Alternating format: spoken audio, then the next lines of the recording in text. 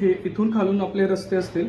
Generally जे आपले रस्ते रेडी केले ते गव्हर्नमेंटने सिमेंट आणि डांबरचे रेडी करून टाकलेले. ठीक आहे.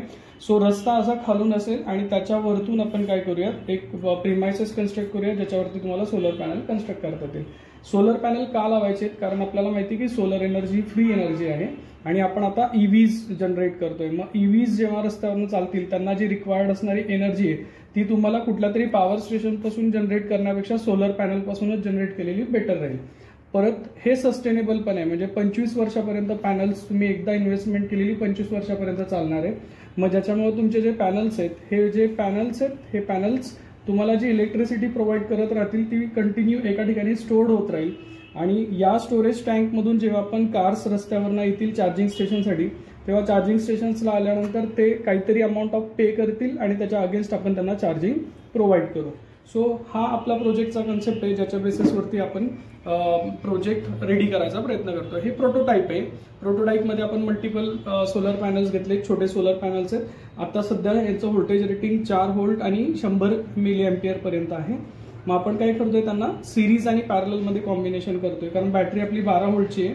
12 व्होल्टच्या बॅटरीला 4 व्होल्टच्या पॅनलकडून चार्जिंग पॉसिबल नाही होणार, म्हणून आपण या पॅनल्सला सिरीज आणि पॅरललच्या कॉम्बिनेशनमधून 16 व्होल्टपर्यंत जनरेट करून बॅटरीला प्रोव्हाइड करतोय. बॅटरीचा रिव्हर्स सोर्स जाऊ नये म्हणून इथं डायोड टाकलेले, सो युनिडायरेक्शनल फ्लो तुमचा होईल. जेव्हा पण बॅटरी डिस्चार्ज होईल तेव्हा हे चार्ज करतील. बॅटरी फुल चार्ज असेल तर इकडचा सप्लाय इकडे जाणार नाही. ठीक आहे. सो या पद्धतीने आपलं कॉम्बिनेशन आहे. सो बॅटरी हा तुमचा मेन पॉवर सोर्स आहे या सिस्टमसाठी. तुम्ही जेव्हा पण बॅटरी ऑन कराल तर बॅटरी ऑन केल्यानंतर हा पॉवर सप्लाय ऑन होईल सिस्टमला आणि इथे तुम्हाला दाखवलं जाईल की सोलर पॉवर रोडवेज सिस्टम म्हणून आहे. ठीक आहे. सो यामध्ये आपण काय करतोय, इकडनं तुम्ही कॉइन इन्सर्ट करणार आहे. सो कॉइन इन्सर्ट करण्यासाठी इथे एक LED आहे आणि इकडच्या बाजूला एक LDR आहे. सो कॉइन आपण इन्सर्ट केल्यानंतर LDR इनपुट देतो की कॉइन रिसिव्ह झालेला आहे.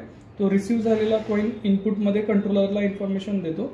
कंट्रोलर ती इन्फॉर्मेशन LCD वरती दाखवतो आणि LCD वरती दाखवल्यानंतर कॉइन आलाय तर रिलेला ट्रिगर करतो.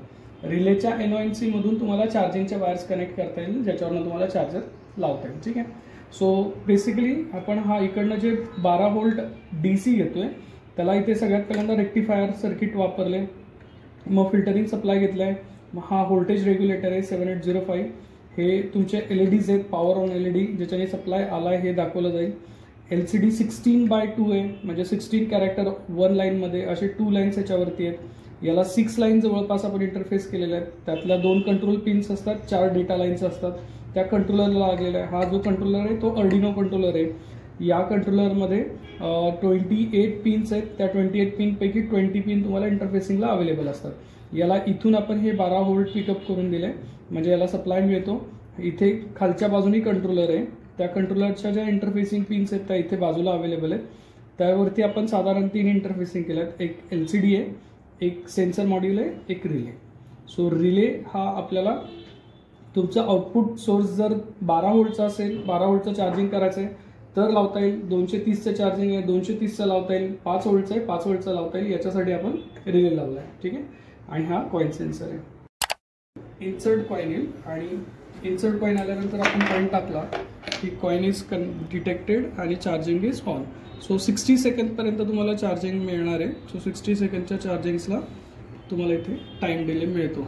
हा रिले ऑन झालेला आहे. या रिलेवरनं तुम्ही NONCच्या वायर कनेक्शन लावून मोबाईल चार्जिंग करू शकता किंवा लॅपटॉप चार्ज करू शकता किंवा कार चार्ज करायची तर depend on the input voltage. आपल्याला जे इनपुट व्होल्टेज लावायचं ते इथे तुम्हाला कनेक्ट करावं लागेल. किती वेळ चार्जिंग लागेल तर 37 म्हणजे ऑलमोस्ट आपण ₹1 कॉइनसाठी 60 सेकंडसाठी चार्जिंग प्रोव्हाइड करतोय.